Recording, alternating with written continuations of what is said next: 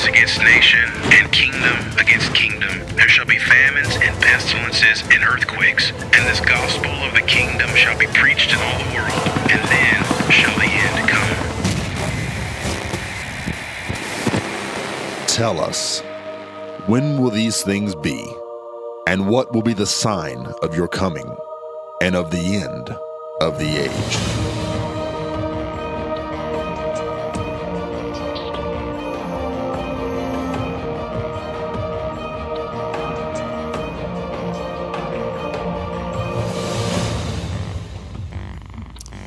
Well, ladies and gentlemen, we have a very special program for you today. With me in the studio is Mr. Kamal Saleem. He is formerly a member of the Muslim Brotherhood. If you wonder what one of those people look like, well, you're going to see one today. If you're watching on the internet or if you're listening on the radio, you're going to hear from one today. He also was formerly working with the PLO out of Lebanon. That's where he was born. And we're going to tell his story to you today. Plus, we're going to give you a chance to call in and ask him some questions that maybe you've wanted to ask for a long, long time. So I want to get started right away. Kamal, so nice to see you again here at End of the Age. And I guess we just start in by saying, look, tell us your story. Kamal was born in Lebanon to a very strict Sunni family there. So from there on, just tell us what happened. Well, my life is, my dad took me out of school at 7 years old. Now we have 14 brothers and sisters living in one house, living room, bedroom, and a kitchen. And I was not the brightest or the smartest, but I was the purest. So therefore, my dad asked me to go to work. He commended that I go to work because I was not good enough. Now wait, 7 years of age. Yes, sir. And your dad orders you to go to work. Yes, sir. Of course, he's got 14 kids. Somebody's got to work, obviously. Yes. But still, that's a little bit different from the Western mindset that anybody would do that to a 7-year-old child. You see, child slavery is doable. How do we know it's child? Slavery in Islam is permissible. Allah said in the Quran that everybody is owned by somebody. You know, everybody owns somebody. You know, I own you, you own somebody else. So slavery is part of life. That's how the Quran put it together.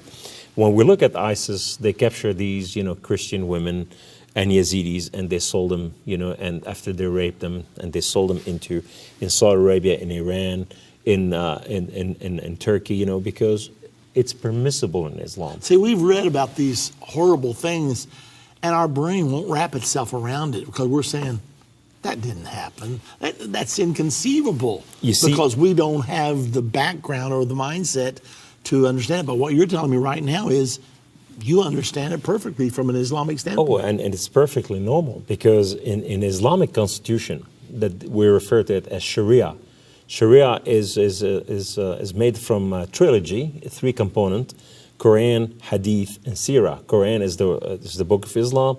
Hadith is traditions of Muhammad, and the Sirah is the biography of Muhammad. When you combine those things, it was what Muhammad says and what he did that Allah came to back him up. Okay, I want to make sure that we all get this. So you're saying the 3, would you say holy books? Actually, 2 of them are books because the Quran is a book. Yes. It's an Islamic holy book. Right. That's called Quran, which is the reading. Right. The Hadith is what Muhammad spake, and he declared, he said, Allah said this to him, or if you do this, you go to hell, you go to heaven, you have to go to war. This is the traditions. That's a set of 6 series, of books. Sirah is his biography. It's not a book, but everybody know what he did. So it was put in a trilogy by a man called Ishaq. So now, Sirah, you say it's not a book. How do we? Where do we go to hear it, or to know it, or to read it? That's the problem, because what happened is terrorism today is led by the imams, because the imams take moderate Muslim and turn them to true Muslim, which is they become radical. and true Muslims are the radicals. Moderate Muslim are nominal, which is they are not radical. That's how you know the difference between the two. So therefore, what happened is a seerah is told many times by imams, although it's put in a chronology, what so have you, but nevertheless the imam tells the story. So it's told verbally. Yes, the majority of Islam is told verbally, because remember that the Quran and the Hadith are not written in different foreign languages. They're written in Arabic language, very unique Arabic language called Quraysh language, which is the Muhammad bloodline of his tribes, and that it was a Bedouin, that it was 5th century language, right there, a desert language, which is a lot of people don't understand it. So therefore what happened is majority of the Muslim, like in Indonesia, like in India, in Pakistan, there's more Muslims than anywhere else in the world, more than the Arabs. These have to learn everything by Arabic and be told what it meant and what it says. So therefore they have no idea what it's saying, but they have to follow what it says. So all that is done, and that's, I suppose, the work that's done in the mosque. In the mosque, and at homes. Yes. Okay. They call it cells. Terrorist cell doesn't start by itself. It starts as a religious cell first. Okay. And it's always split at about 6, 7. When they go to 6, 7 people, they split and they create another cell. So what happened is that's where Islam is being taught, and that's where deep dark things are released. What Muhammad did, what we should do, how do we activate the culture. So when it happened in those places, now they become radicalized, and this is when this guy becomes so radical that he establishes his own cell and what so have you. And that's what we have to worry about. That's later on become no-go zone area. So when you were 7, your dad said, you're going to work. Yes. You found yourself very distraught at the age of 7. You felt like I had no clue what to do. Nobody loved you. You didn't know what to do. And so you ended up going to a mosque. I was orphaned.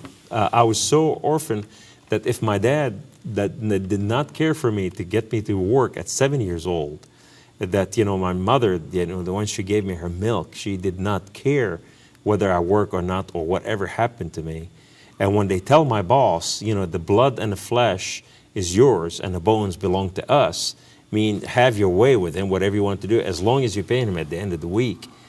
It was so difficult to understand, but I was so without understanding that I could not think or fathom what's taking place, because I was taken from home and thrown in the street.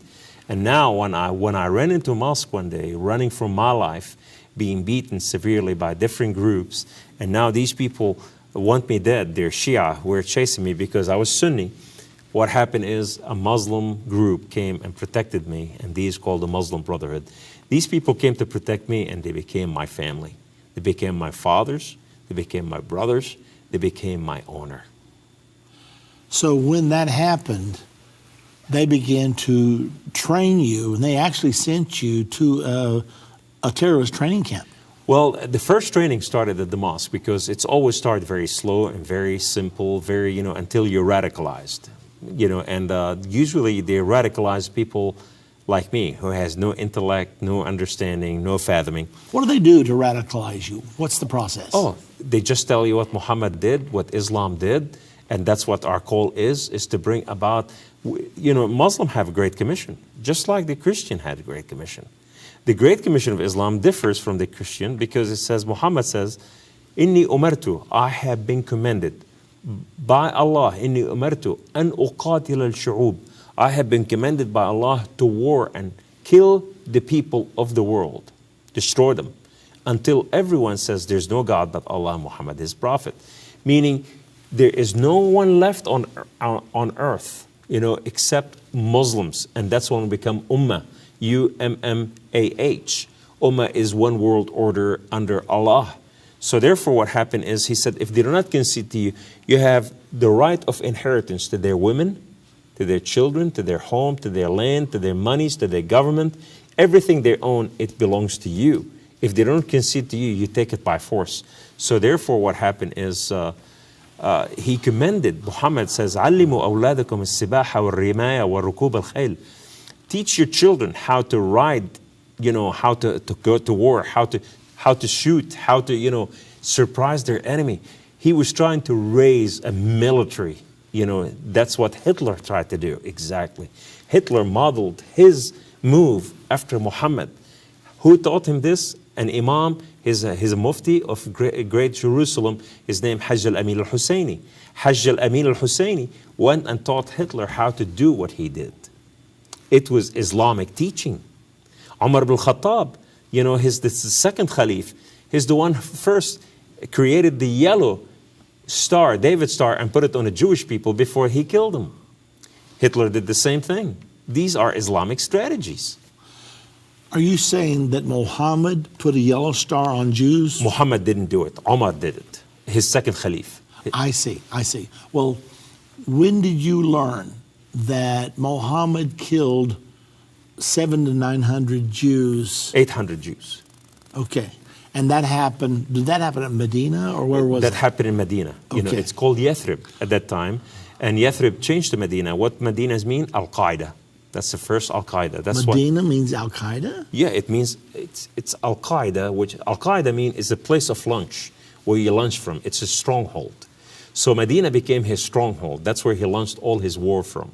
So that's what Al-Qaeda means. So the way I heard it, the Jews tried to surrender to Muhammad? Jews were in charge of this. They owned the land, they owned the agriculture, they owned everything. And he came to make treaties with them. He came and said, I am your final prophet. I am the last prophet of the Jews. That's what he came to tell them. They said, the prophet of the Jews we know, and you are not one of them. You are not our prophet, because what you have, because the majority of Islam, it's collection of what's written in the Bible, from the Old Testament to New Testament. It was taken from there, taught Muhammad when he was a young boy by a priest. His name, Buhaira. Imam, his name is Qassis Buhaira, which is Rahib, which is priest Buhaira. And he took him in when he was a child, and he taught him all that he needed to be taught. Muhammad took those things and he proclaimed that Allah gave him those things, and this is what Allah spoke to him. But Muhammad, didn't know about all this until he was in his 20s. That's when he had his first encounter in a cave. So when they were radicalizing you, did they teach you to hate Jews? Oh, it is in the Quran. It is in the Quran. The Quran, Surah 328 says, let the believers, the Muslim, not take infidels, non-Muslim, Jews and Christians, as a friend or allies instead of the believers, which is the Muslim. Whoever does this shall have no relationship left with Allah unless you guard yourself against them, taking safeguard in jihad. That is the word of Allah. And he targeted the Jews and the Christians. Wow.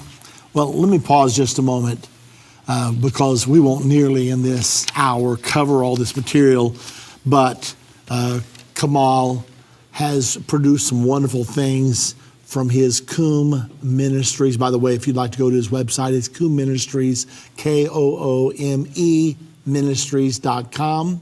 However, if you would like to have these two works, this is 2 DVDs, 6 lessons. And the title of this series is The Threat of Islamic Extremism. And tell us a little bit about Boykin, the general that worked with you on this project. General Jerry Boykin, he was hired by Ronald Reagan. He was one of the founder of Delta Force. And me and him came together to put this together. And the way he knew about me, my name was on his list to take me out. I'm the bad guy. And his name on our list, that he's the bad guy. So therefore, but today we work together in one common goal in Jesus Christ. So when you put two bad guys together, do you get a good guy? Well, in Christ, yes. You get, really one good guy. So therefore, we put this together. This is about 45 minutes to an hour each class, and majority of them an hour. And this is about how they've taken America down, how they infiltrated our culture, and what so have you. And also it has my testimony, in this series. And this one here, it is me and General Jerry Boykin, and also an Iranian family from the Shah family. From the Khomeini family. I'm sorry, from the Khomeini family. The woman, their bloodline goes all the way to Muhammad, and this family, Jesus Christ appeared to them, and then Tom Doyle is a good friend of mine. He, we and General Jerry Boykin, we put this together. How to reach the Muslim? Is the answer? This is the beautiful truth. Are the Muslim part of the inheritance? Yes, if we invite them, just like you and I are invited. So therefore, Muslims are human. They have feeling, and they are ready to be loved, and they have not been loved for thousands of years. And the only way they can come will become the gateway, the way, and the truth and life to Jesus Christ. This incredible treasure is available to you. 6 lessons, $35. 6 lessons, $35. Or put them both together, $60 for these 2 albums containing all this information. Now, there's one other thing that I thought it would be appropriate to add to this, because End Time Ministries has 2 DVDs on Islam in the Bible. The first one is called Will Islam Rule the World, and Will the Antichrist Be a Muslim? A lot of people think that will be true. We give the answer straight from the Bible, so you'll know for sure.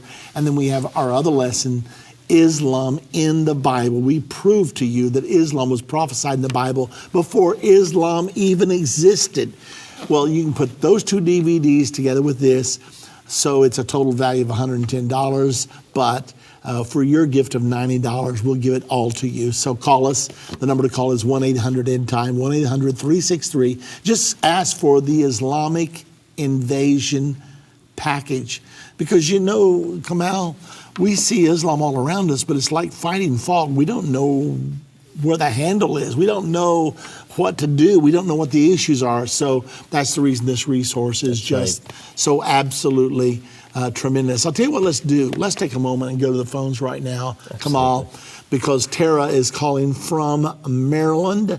Tara, welcome to End of the Age. And what's your question for Kamal Saleem today? Hi, good afternoon.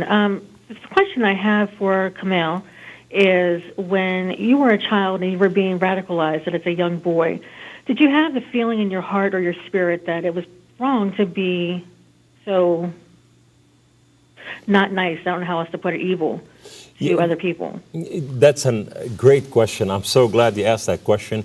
Here's the thing. As a child, I was born to a Muslim family. My family were a solid Muslim family, meaning they were really deep into radical. As a matter of fact, my cousin is the Holy of Holies. He is the Grand Mufti of Lebanon. So therefore, what happened is, in that childhood, I loved Allah. The stories that my mother told me, it is about how great Muhammad was, how Allah loved us so much, and all this. So I fell in love with Allah. As a little child, I used to climb on the rooftop of the building in the cold Beirut nights. I undressed naked and I roll in the cold, wet ground, and I cried to my God, Allah, if lam takun li faman li. Allah, my Lord and my King, if you are not for me, who will be for me? And I used to cry like this for hours because I want to have a relationship with Him. And I never had a relationship with Him. I never heard Him. But the only thing that made Him, pleased Him is if I offered my life offer my blood to Him. So I fell in love with a false God that He demanded my blood, and I was willing to give it because the milk of my mother, the milk that I was taking, it was a radicalized milk. It was poisoned with radicalism, and I believe this is the true way and the life and the truth. Okay. All right. Thank you. Well, thank you, Tara. And thank you. Like Kamal said, it's all he knew, and he believed it with all of his heart because, what's a 6-7-year-old child to do? Everybody you love, your mother who taught you and fed you. This is my world. Yeah, she put it, and you had no point of reference. You may never read the Bible, never heard about Christianity. Well, we were taught that the Jews and the Christian perverted the truth, meaning the Jews, they perverted everything, and every Jewish prophet is a Muslim prophet, is not a Jewish prophet. Even Adam was a Muslim. So they lied about everything. And then, the Christians, they called Jesus, which is his only nominal man, only a prophet, he was, called the Son of God.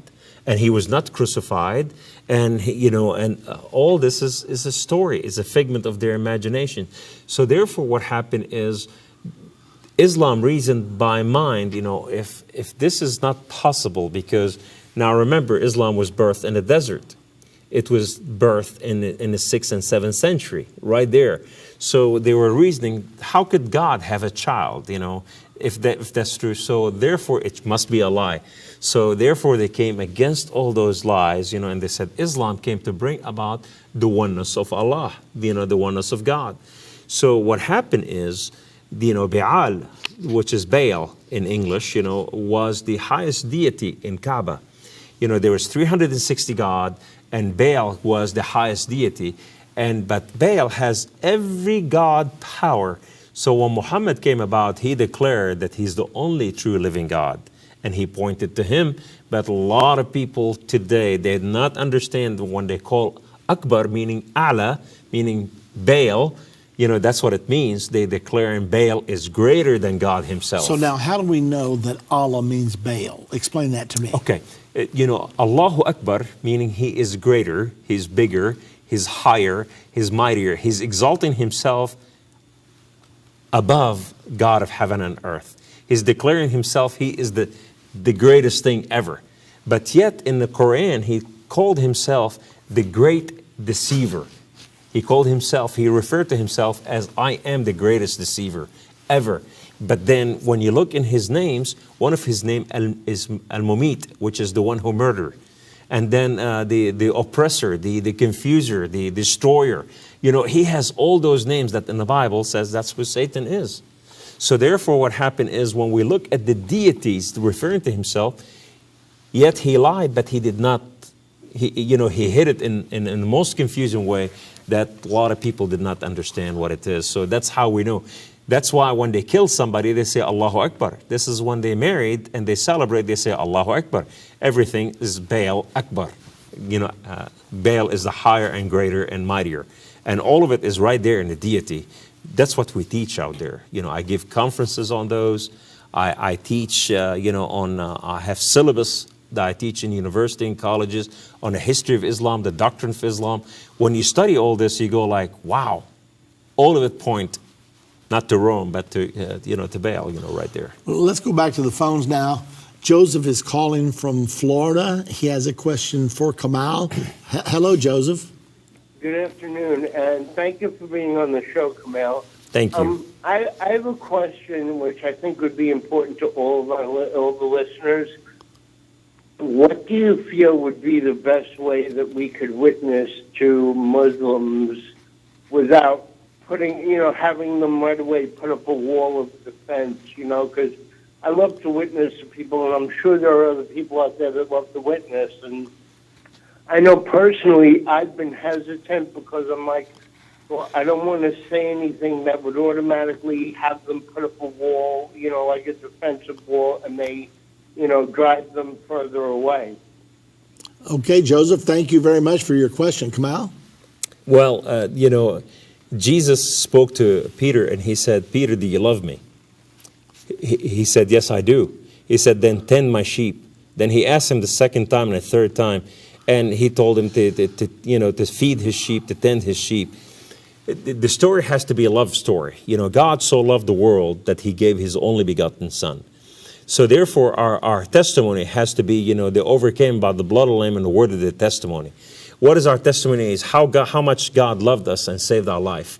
This is how we come to know that it is a love story, that he loved us enough to save us. And the Muslim people, the Jewish people were in the desert for how long? For 40 years. The Muslim people have been in the desert for hundreds of years. Or for thousands of years for that purpose, And so therefore what happened is, it's an orphan spirit versus spirit of adoption of Jesus Christ, meaning we need to bring them into, be grafted and adopted into the promise. And how's that done? By the love of God. Do you love me? And so their love, it's about relationship. A relationship between a husband and wife got to be based on truth, and it's got to be based on love, because that's what feeds into the marriage. anytime, when we reach out to the Muslim, is we need to really let them know up front that you're a Christian. Don't hide your Christianity. Number two, tell them that you're related to them, because you from Father Abraham through the promise, and so they are, and that you are related. Number three is that you're here to love them and know their story. You want to hear what's the best thing ever happened to them in their life. So they will tell you the story, and then you turn around in 60 seconds, you tell them your story. And what is that story? How Jesus Christ saved you. Don't go for half a day. Go for 60 seconds. And then the second thing, next thing, you take them and you break bread with them. Muslims love to eat sweet. Go to IHOP somewhere, sit down with them, talk with them, have a cup of coffee or tea. And from there, say, how can I pray for you? How can I be your friend? How can I help you? What do you need help with? When you start reaching out to them, it's an outreach. That's what God the Father did. He went in outreach to reach out to us. He sent His Son. So therefore, what happened is, that's the talent that God given us. Now, each one has a different water of, fishing, and so, but here's the relation got to be real. The second thing, after you prayed for them, then you invite them to your home. It's tough, but once you invite them to your home, they're going to trust you with their life, because now you allow them in the inner circle. So what I'm hearing you say, if I'm listening right, is you don't feel like you have to prove everything wrong about Islam. No, you don't. But the one thing that they really lack in Islam is love. Love and truth. And so when you begin to talk about it and you begin to discuss, just tell them the truth. Muslims don't have testimony, Yes. because in Islam, when you're born as a Muslim, you're a Muslim. Yeah. In Christianity, when you're born to a Christian family, you're not a Christian unless you are born again. Yeah. Well, listen, stay with us for the next half hour if you can. 2 albums, total value of $70, yours for $60. The Threat of Islamic Extremism, Hope for Muslim Redemption. 12. If you're interested, a total of 12 hours. If you're interested, call us. 800-END-TIME is the number, 1-800-363-8463. From Here to Armageddon, a new exciting 8-lesson series to share with your friends and family. Order yours right away. Answering many questions like, how far are we from the Battle of Armageddon? What will happen between now and then? Where are we on the timeline? Your questions answered in this exciting 8-lesson series, From Here to Armageddon. Go to endtime.com or call 1-800-END-TIME. That's 1-800-END-TIME, 1-800-363-8463. Order yours right away. Today I have some exciting news to share with you. You can now become a magazine subscriber for life. You will receive first-class benefits that will include a lifetime membership to End Time Magazine, as well as an unlimited access to the digital version of the magazine. You will also receive 20% off of all future orders at endtime.com, well, at least till the rapture happens. Never worry about missing one important issue or forgetting to renew. You can rest assured when something happens in the news pertaining to Bible prophecy, you will be informed with the most recent cutting-edge material available. End Time Magazine has been the forefront of End Time Ministries since the beginning, and we would love to join with you in this first ever opportunity of becoming a magazine subscriber for life. Join today by calling 1-800-END-TIME. That's 1-800-363-8463, or go to endtime.com.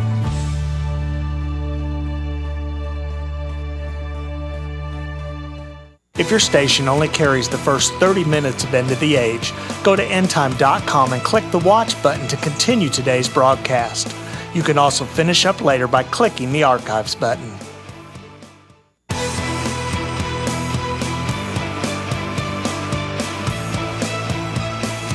For those of you that are just joining us, I know many of you do join us at the bottom of the hour.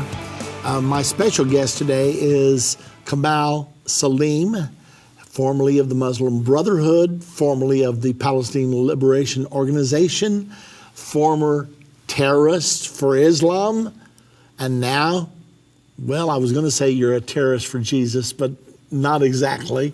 Hopefully a terrorist to the devil's realm. But anyway, now a Christian.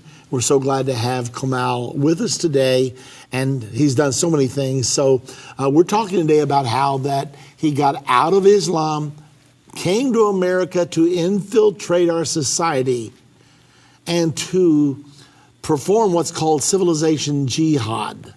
But instead, someone turned to him with love instead of hate, with kindness instead of war, and somehow the spirit of love penetrated his heart and won him to Jesus Christ.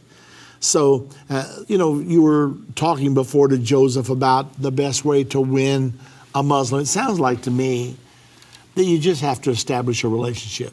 Yes, we do. It's a family of God. How could they be Christian if we don't make them a family? Yeah, and they've got to realize you're not out to victimize me. And just the fact that they are so shunned in our present society, as soon as you reach out, they're vulnerable. Yes. Because they've got to be hungry for love. The biggest lie that the West bought is they are dangerous. You could not talk to them. You could not approach them. They are, radical terrorists. A lot of things, it's a facade, and it's been said about this, but these people come in here to America, and when an American reaches to the Muslim, men reach for men, women reach out for women. When you do this, all of a sudden something happens. After we taught this different places, one time this lady, her and her husband, they heard my teaching. I said, whatever, you reach out to them.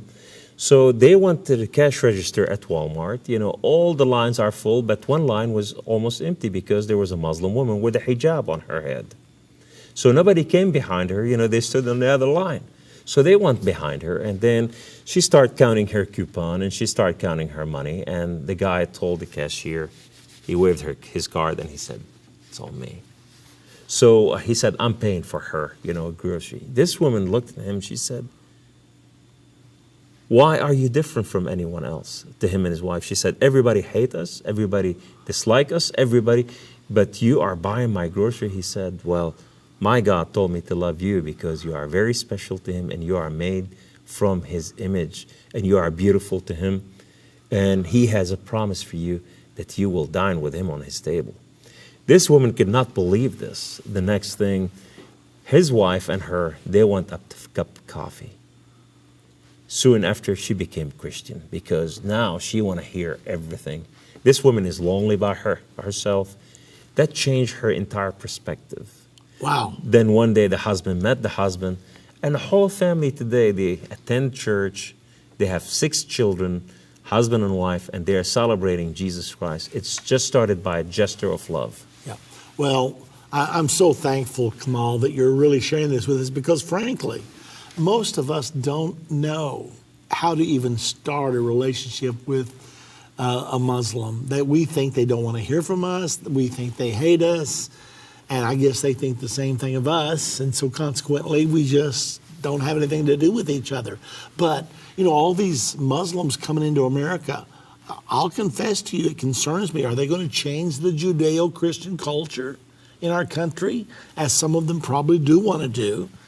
On the other hand, maybe God's sending them here so we can have a great Islamic revival turn into Christianity. Well, here's the thing. I came to change America. So if you don't change me, I'm going to change you. This is how it is. But here's the secret of secrets. I was terrorized by love. Because darkness, when the light comes to darkness, into the darkness, darkness doesn't know what to do. It has to surrender to light. And now it become light when the light entered darkness. So therefore what happened, that true love, he said, if you don't praise me, the rock will cry out. Well, the rock is crying out. If you want somebody to go, send me, Lord, send me. And God is saying, okay, I'm going to send you. I'm going to bring you here. I believe, there's 7,000 groups left in the entire world, to be reached. The church in the 1900s reached everything except those 7,000 groups. The majority of them are Muslim and Hindus. That's the only groups left on earth to be reached. And plus some tribes here and there. In the next 8 years, we can reach them in no time. And they are here in America. When they become believers like me, send them back home. Send them, bless them. They can change the earth from within. Let's talk about the dark side for a minute. Yes, sir. Many of them are here. We need to reach out to them. They need to be saved. Yes. But what about those who are already radicalized that you say those are the ones that are a problem? How many are in America right now? Do you have any idea? And how much danger does it present to our American way of life? The FBI report says in 2015 there were 5,700 terrorist attacks in America. That was leaked by the WikiLeaks, and then the FBI, Comey, said that's true. They were hiding it from the United States.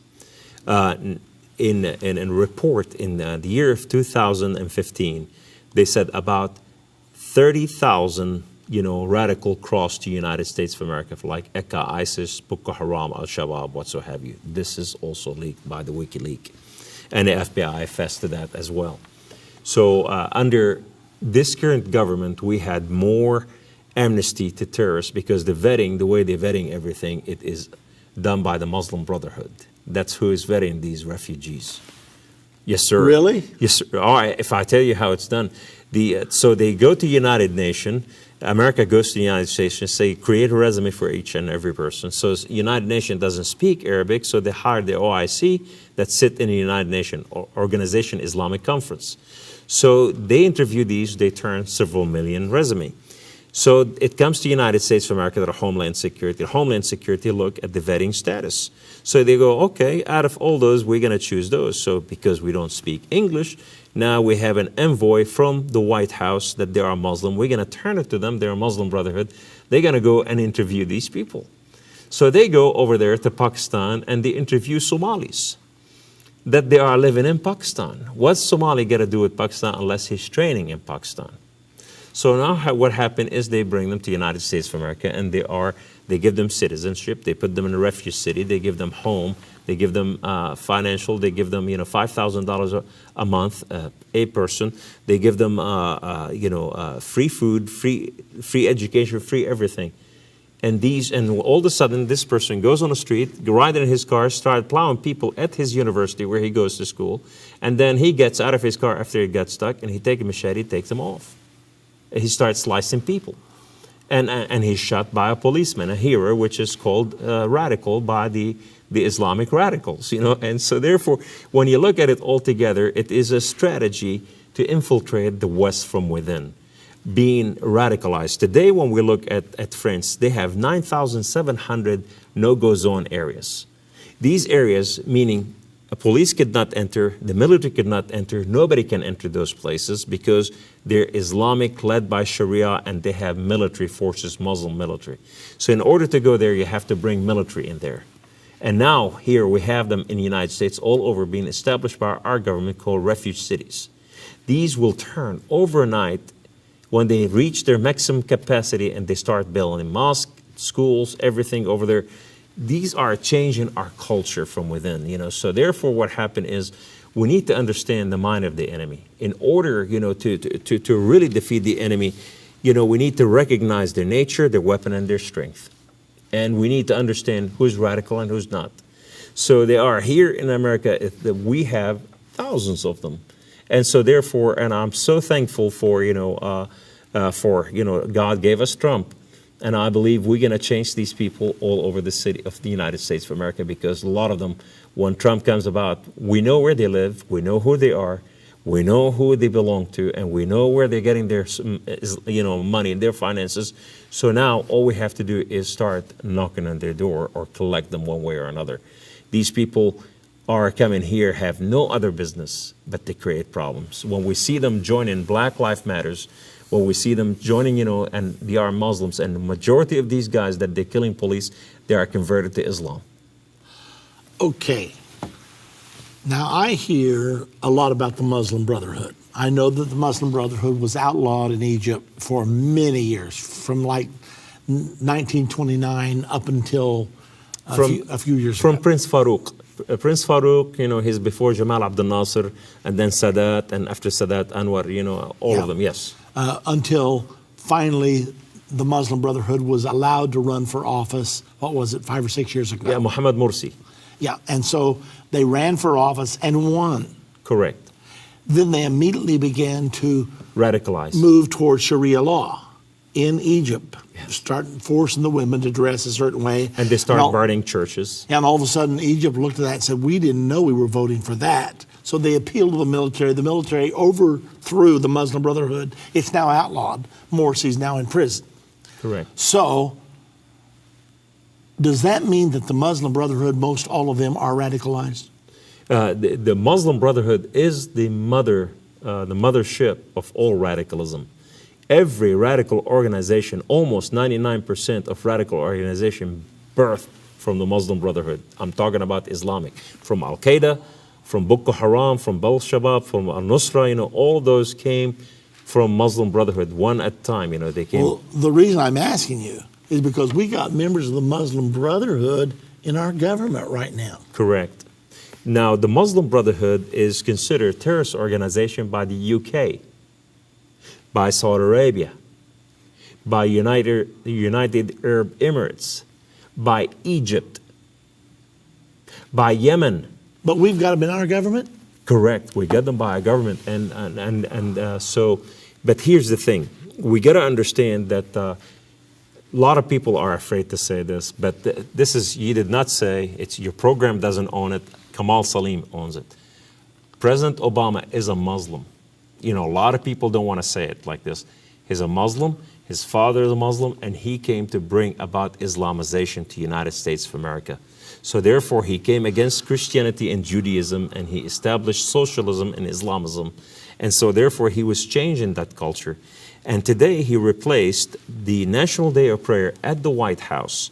They celebrated that at the White House every year until Obama came about. He moved National Day of Prayer and he replaced it by the month of Ramadan. What happened during the month of Ramadan? That's when the Muslims fast from sunrise to sunset. And at that time, what happened is, that's when Islam turned from peace to radical. That's what happened during that history. This is when Muhammad went from Mecca to Medina. This is when Islam, so God says, I changed my mind. Allah, God of Islam, says, I've changed my mind, and everything I've given you in Mecca, I'm replacing it with this stuff I'm giving you in Medina. So therefore, this doesn't apply, and if you don't follow me, I'm sending you to hell. Ladies and gentlemen, 2 sets of DVDs. The Threat of Islamic Extremism. Is this 6 hours? It's nearly 6 hours. Around 6 hours. And then Hope for Muslims Redemption. Both of these for a gift of $60 or $35 each, whichever you would prefer. Plus 2 DVDs from End Time Ministries, Will Islam Rule the World, and Islam in the Bible before Islam ever existed. All of it together in one big package. It's called the Islamic Invasion Package, and that's all for a gift of $90. Call us. Let me tell you today about our exciting Armageddon collection. We cover subjects such as events of the final 7 years, the revealing of the Antichrist, the mark of the beast, and the world's greatest revival just ahead. In this special collection, you will receive the DVD, Seeds of Armageddon, November 29, 2012, our 8-lesson series, From Here to Armageddon, along with a printout of our 7-year timeline, and our informative DVD, First Step to Armageddon, December 23rd, 2016. All of this for your gift of $140 or more, plus the cost of shipping and handling. To order your Armageddon collection, go to endtime.com or call 1-800-END-TIME. That's 1-800-363-8463.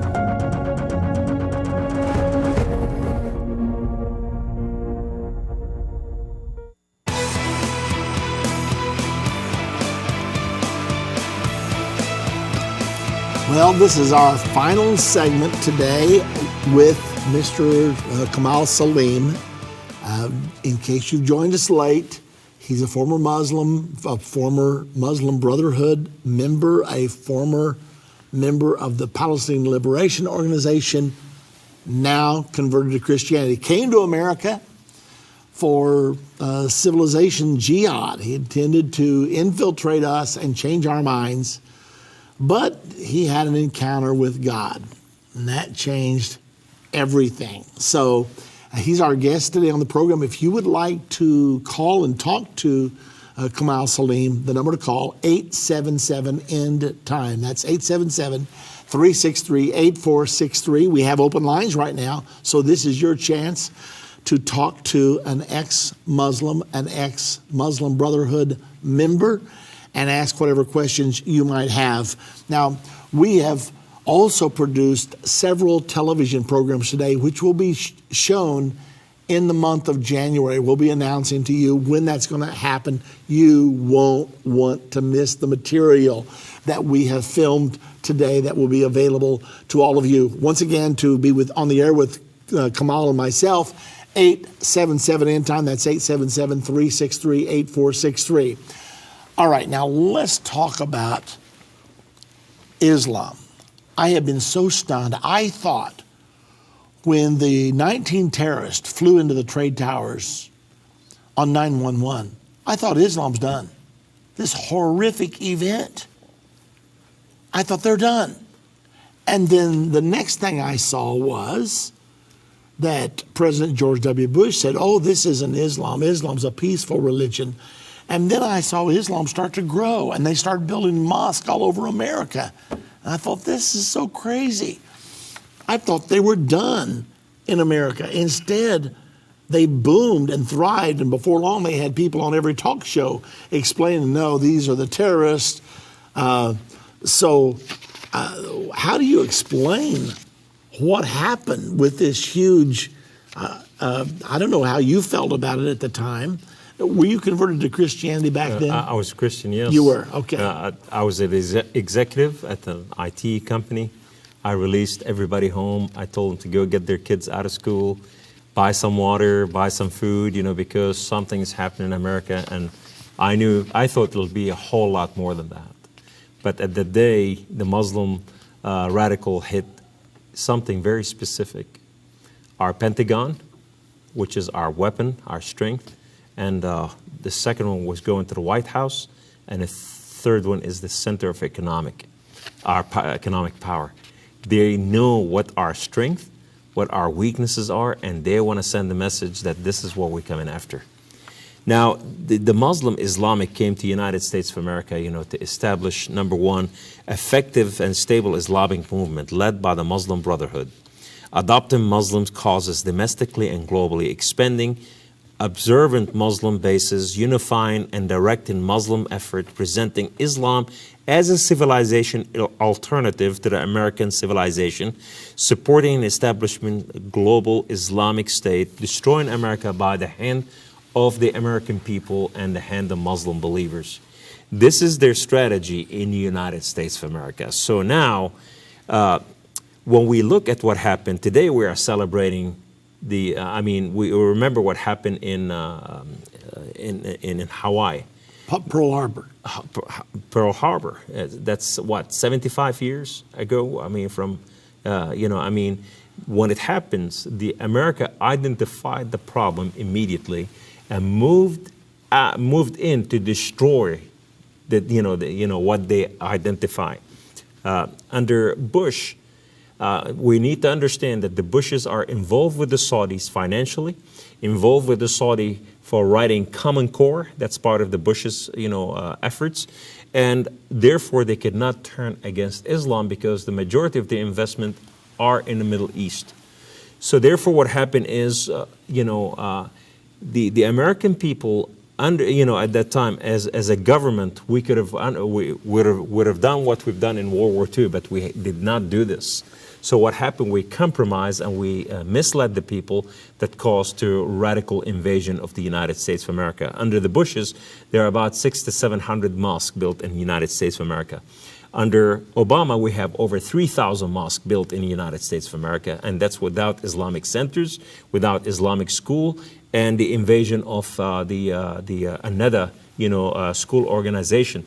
They're infiltrating our culture on every level. So what happened is there were a great compromise within the government. Now, we need to understand, although Bush did some good stuff, but he worked hand hand in hand with the Muslims, and he did not clean the house from Muslim Brotherhood and all those elements. As a matter of fact, he met with Mahmoud al-Alamudi, who established the Muslim cleric in the military and in the White House and in the state capital of D.C. So therefore, what happened? He met with those people and he allowed them into the White House. So the invasion was allowed purposely. The last 4 years of Bush, he worked hand in hand with the Obama in the last 2 years. He handed him over everything that he needed to hand him over. This is almost, you would say it's a conspiracy, and I would say a lot of it is part of this whole thing, because Saudi Arabia was paying the way. Saudi Arabia, 6 years before Obama was elected, they said we will have a Muslim president in the United States of America. 6 years before he was elected. You made the statement earlier that Obama is a Muslim. Yes, sir.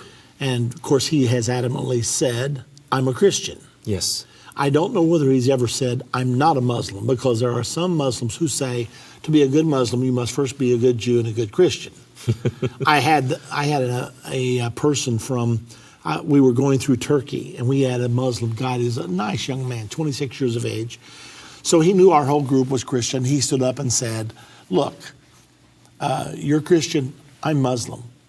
But I believe in Abraham's a prophet, Moses is a prophet, Jesus was a prophet. We just believe there's one more prophet, Muhammad. And so I raised my hand because I'd never heard this before. And I said, you believe Jesus was a prophet? He said, yes. I said, do you believe he was the Messiah? He said, no, we don't believe that. No. I said, well, then you must believe he's a false prophet because he claimed to be the Messiah. That's right. He looked at me. He said, I'll have to ask my mother. He must have my mother's sister. His mother taught him everything he knew. That's right. So, well, listen, let's go back to the phones now. Let's go to Mike calling from Indiana. Hello, Mike. Welcome to End of the Age. What's your question? My question is, knowing that the Islam, or the color green is the official color of Islam, is it possible that this Green Party is a runoff of that, or where do they get their name from? Okay, thank you very much for your question, Mike. He's asking if the Green Party has anything to do with Islam's color being green. What do you think? I don't think so, and but that's a good question. It's good way to look at things. The Green Party is. It's specifically to work with universalism or dualism or a globalism. It is an introduction into an ism, meaning one world government. Okay, I agree with you. I don't believe they're related. Just like if you have a green car, that doesn't necessarily mean you're Islamic. That's right. But that doesn't negate the fact that the official color of Islam is green, because I've documented that backwards and forwards. Thank you very much, Mike. Let's go now. Let me see. We have a question from, I don't know who, but it must be anonymous, but the question has come in. What is the difference between ISIS and ISIL? Do you have the answer to that, Yes. Kamal? This is part of the teaching that we teach about in our curriculum.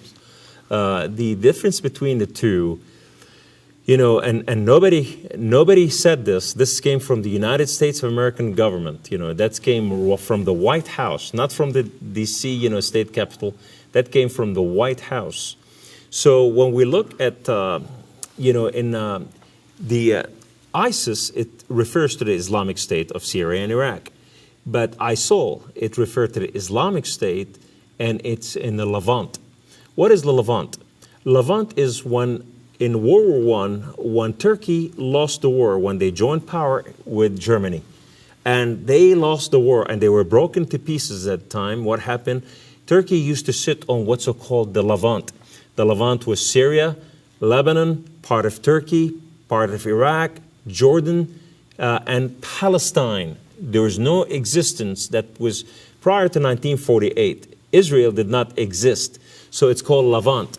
So therefore, what happened? What we say ISIL, meaning Islamic State of the Levant, which is that's no existence of Israel. Israel does not exist whatsoever because that is prior to 1948. So that brings the question is, why did not America destroy ISIS by now?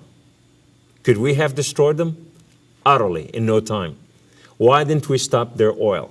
Why didn't we do a lot of things? Why didn't we put our drones on the Turkish, borders and stopped everybody from coming to join ISIS? It was specifically, unfortunately, the American government was part of the birthing of ISIS, and they funded a lot of ISIS movement to start something new to deal with Bashar al-Assad and deal with all those dictators. But turnabout, it went beyond, and they took it on, and they thought, this is, Islamization of the world. We're going to introduce the Khalif. But nevertheless, only the White House declared ISIL. Prior to that, nobody knew what ISIL meant. That means Israel does not exist. So you believe that using the name ISIL means we understand that this power ultimately should rule Jordan, Israel, and the entire Levant area. The Levant, yes. So the Levant, which has come all the way to Gaza, all the way to, part of Egypt. Mm-hmm. And that's basically where the Jewish territory is, from the Euphrates to the Nile. Yeah. We got time for one more call. Kamal, and calling from Pakistan, Haroon. Hello, Haroon. What's your question or comment? Hi, this is Haroon. How are you? Very good. This is my first time to call in live program. I just came in this country 3 years ago. I'm from Pakistan, so I just heard about that ministry. Unfortunately, I just reached on my parking lot spot. I'm going to my work, and I don't have enough time to listen to both of you, but God bless you. I agreed what he's talking about Muslim and everything, because I'm grown in a Muslim culture, but I'm a born Christian, like my forefather in Christian. So I'm on my way. So hopefully God bless you all, and I keep watching that ministry, and I'm encouraged to the people they should watch that so brilliant teaching like I never heard in America. I live in New York right now, so I'm almost on my job. So God bless you guys. God bless you. Khuda Hafiz, Brother Haroon. Thank you. My name is Haroon William. Khuda Hafiz. Thank you. I got to let you go, Haroon, but thank you for the phone call. We're just about out of time, but one more time. The Threat of Islamic Extremism, 2 DVDs. Hope for Muslim Redemption, 2 DVDs, both by Kamal Saleem. You can get both of these for a donation of $60. If you'd like to also get Will Islam Rule the World from End Time Ministries, and also Islam and Bible Prophecy from End Time Ministries, the whole thing together called the Islamic Invasion Package, for your gift of $90 or more. If you'd like to get it, call right now. The number to call is 1-800-END-TIME, 1-800-363-8463. God bless you, Salam. Thank you so much. Great to have you. Bless you.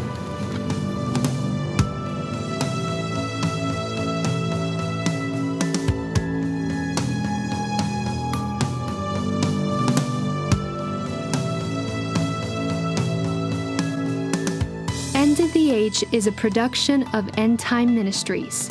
This broadcast will be available on our website, endtime.com, in the archives section. On our website, you'll also find more information about how current events are fulfilling Bible prophecy. To reach our operators, call 1-800-END-TIME. That's 1-800-363-8463. End Time Ministries is partner supported. We would like to say thank you to our partners who made this broadcast possible. To do what Matthew 24:14 said, to reach the world with the gospel of the kingdom.